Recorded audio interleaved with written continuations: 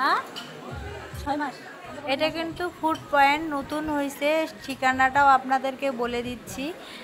নিমতলায় মার্কেটে আসবেন আপনারা, হাতের বামে যাইতে হবে, গিয়ে এইখানে নতুন হচ্ছে গ্রাউন্ড ফ্লোরে নিচেই। আর আমরাও তো চলে গেলাম, আর আমি এই প্রথম গেছি, আর কোনো দিনও যাই নাই, তাই ভাবলাম একটু ঘুরে আসি। আর তো ঢং তো থাকবেই, দেখতেই তো পাচ্ছেন।